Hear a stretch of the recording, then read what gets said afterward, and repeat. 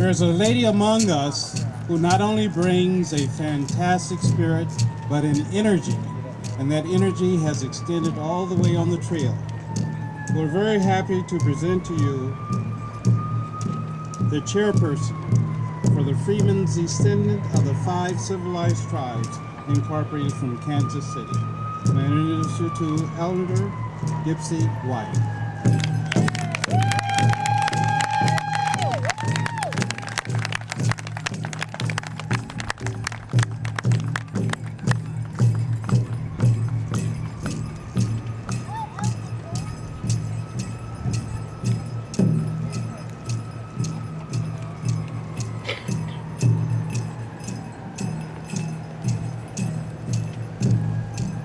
Thank you for that warm welcome.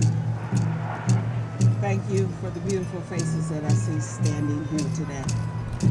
Bear with me because I too am overcome by the Spirit, and I love being in that state. I want you to know I love being in that spot.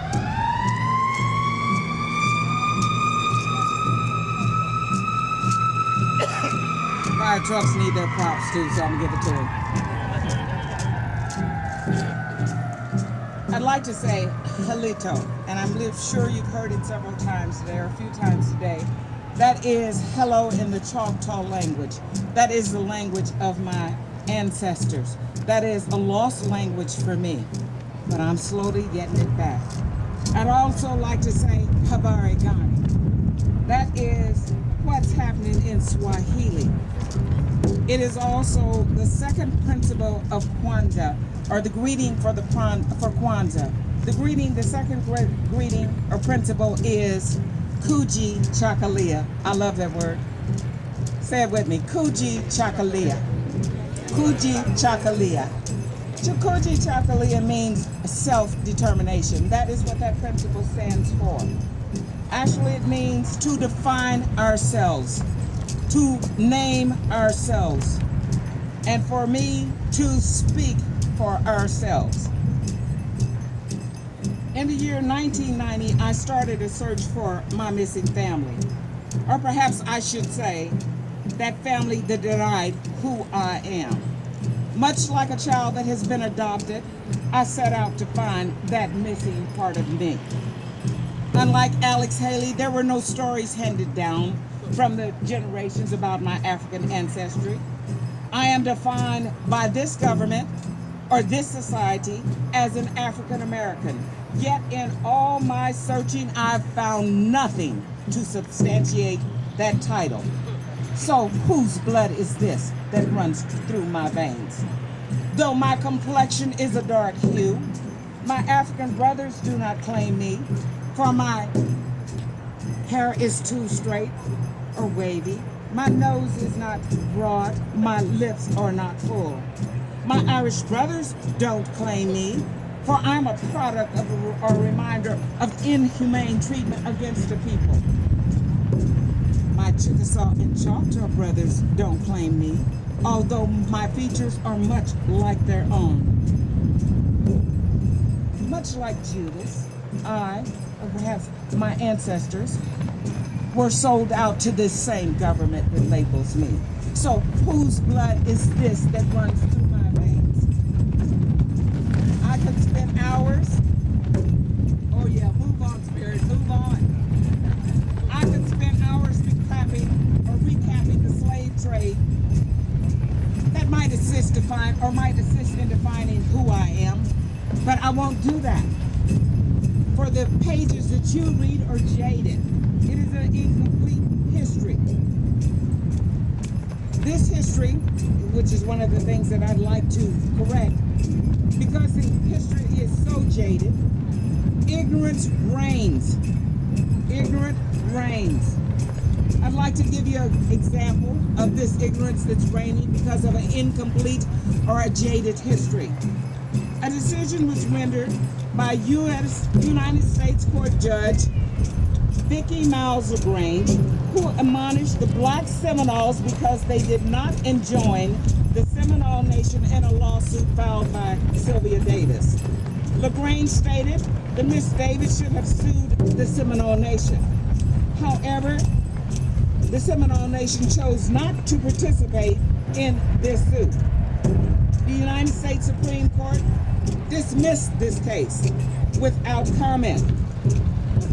The Black Seminole Nations, or the Attorney Generals, not the Attorney Generals, the attorneys of the United States, they made comment that the Seminole Nation were not, or the Seminoles, Black Seminoles, were not part of the nation in 1823. The most important goal of the freedmen descendants of the 5 civilized tribes incorporated is to educate. So please allow me to take a moment to educate Judge Vicki Miles LaGrange. Allow me to take a moment to educate the United States Supreme Court.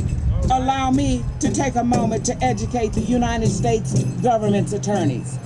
To the Honorable Judge Vicki Miles LaGrange, allow me to direct your attention to the Curtis Act, an act passed on June 28, 1898 by Congress. The act was to protect the people of Indian Territory and other purposes. Section 2 of that act reads that when in the process of any civil suit, either in law or equity, pending in the United States Court in any district or any territory, it shall be the court's, it should, forgive me, it should, hold it. It shall appear in the courts that the property of any tribe is in any way affected by the issues being heard. The court is hereby authorized, and required, emphasized, required to make the said tribe a party to that suit as if they were the original filers of that suit. Therefore, Your Honor, Judge Vicki Miles LaGrange, I'd like to say you were to enjoin the Seminole Nation to Miss Sylvia Davis' case per the Curtis Act of 1898. To the United States Supreme Court, allow me to call your attention to the treaties of 1866 by and between the United States and the Chickasaw, the Choctaw, the Seminole, the Cherokee, and the Cree Nations. The United States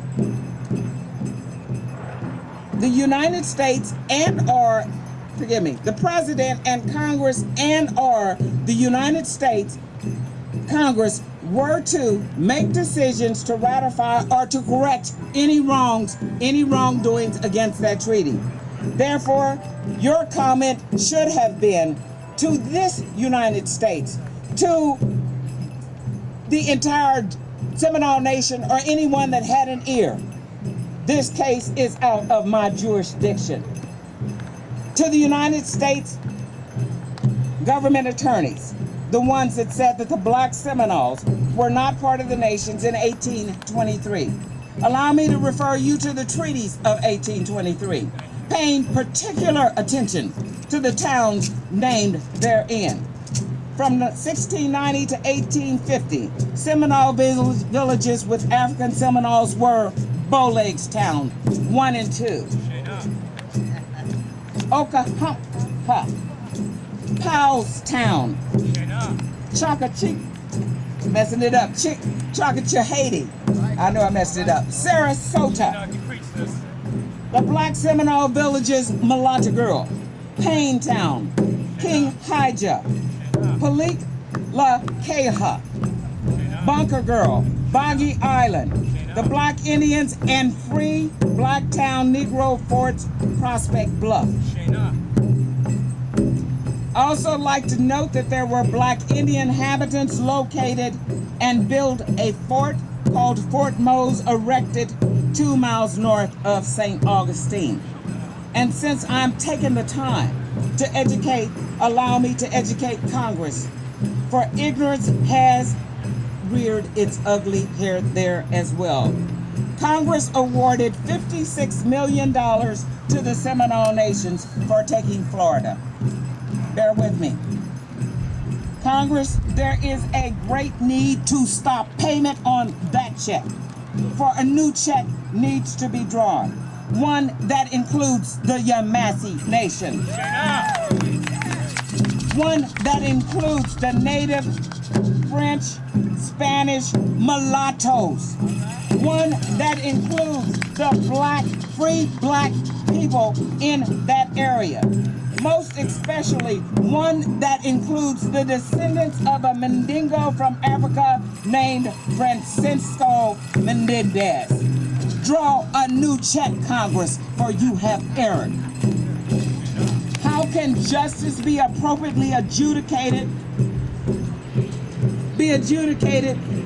with those that do not understand? My request to the honorable judges, the members of Congress, please police yourselves. Overturn your decisions, for injustice has not been served. Instead, you've served us up a plate of injustice, a plate of half-truth from ignorance.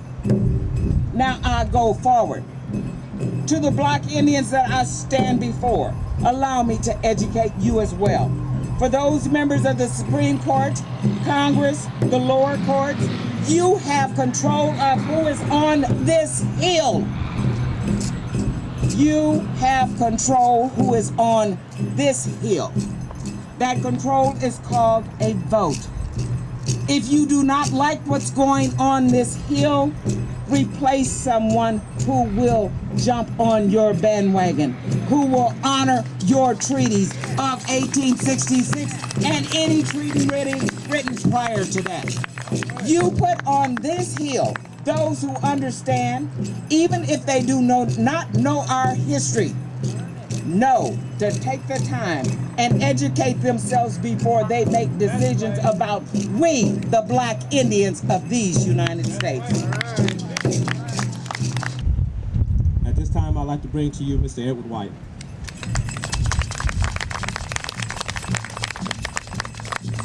Alito. First, I want to take the minute to thank everyone for coming out, especially the young folks in my generation, for these are the times that we need this. My name is Edward Wyatt. This discourse is about blood, oil, theft of treasures, resources, land and culture, exile of race, and continued racism. Excuse me. Euro-Americans have been obsessed with race from the moment they arrived on our shores. In the land of my ancestors to conquer the tribes inhabiting this continent. Instead of living in peace with our ancestors, they had decided to declare war upon the very tribes that fed them so they would not perish. To declare war upon tribes that showed them kindness, consideration, and care, only to be rewarded with theft of their tribal provisions. Relentless pursuit to annihilate and wipe them out. And as a final insult, to sweep their extermination under the rug. Call them Negroes and tell us they're extremely blessed survivors.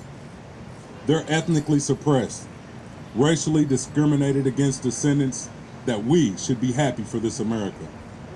This new America settled by hate-filled descendants of pilgrims that we find ourselves surrounded by. They have decided because we were called a Negro in America by agents of the United States government that we must remain under this erroneous designation and not eligible to receive the treaty rights granted to the Indian citizens of African ancestry, even though the treaties say specifically that. They have covered up our true heritage, called us what they wanted, and then denied us of services based on the fact that our ancestors were forced into involuntary servitude. Never mind that people are being starved, denied basic benefits and services like everyone else.